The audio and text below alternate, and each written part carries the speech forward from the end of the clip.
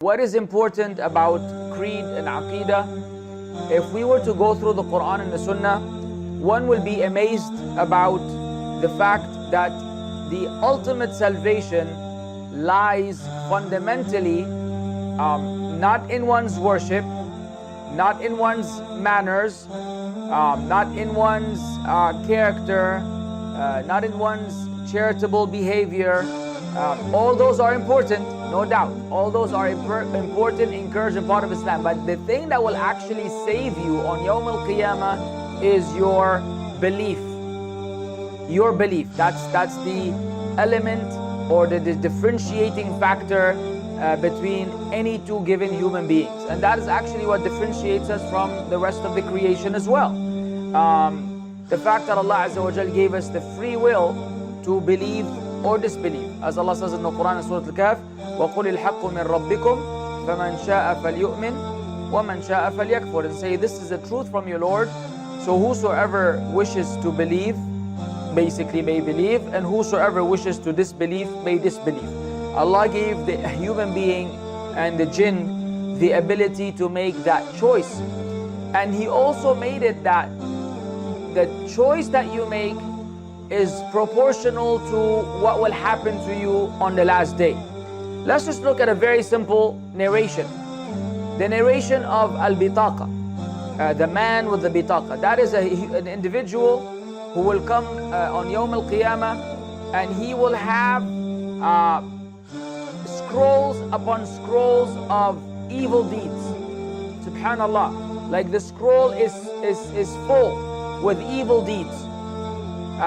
And then when he's presented before Allah, he will see that he won't deny them. He knows, we all know, we've all committed sins. We've all done a lot of damage to ourselves, maybe to others. We've been wrong. We've wronged others. Subhanallah, human nature.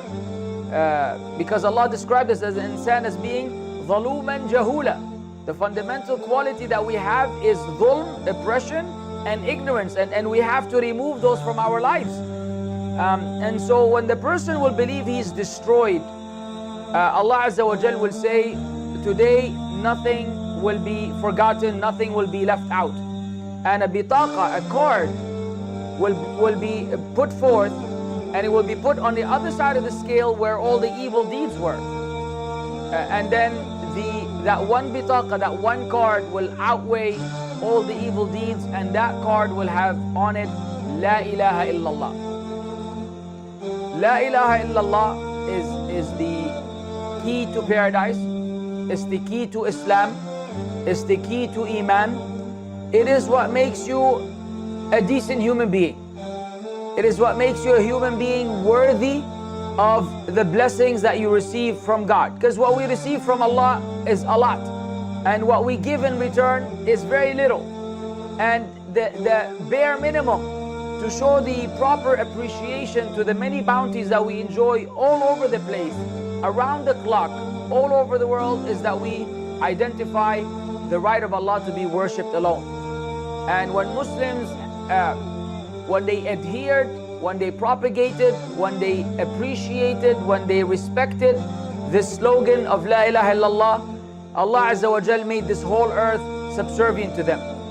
And as soon as we started to abandon it and become lenient about it and compromise it, and then inject into Islam some polytheism and setting up rivals with Allah, using intermediaries to get to Allah, and so on and so forth, then we started losing our special quality Allah gave us, the special honor Allah gave us. And then the condition we're in today is something that every Muslim who's listening or watching, whether now or later, is something you cannot deny. We are not where we used to be, and if one were to ask why, it's because our belief in Allah Azza wa Jal has been compromised. If we were to return to Allah and to the proper belief, Allah will set our affairs aright. People want to get shortcuts, and they want to get back to what we had using other means. You know, whether it is violence, whether it is extremism, whether it is whatever they try to do, change Islam, modify it, make it more cute, more compatible, more fluffy. it's not going to work. And it hasn't worked, and it will not work.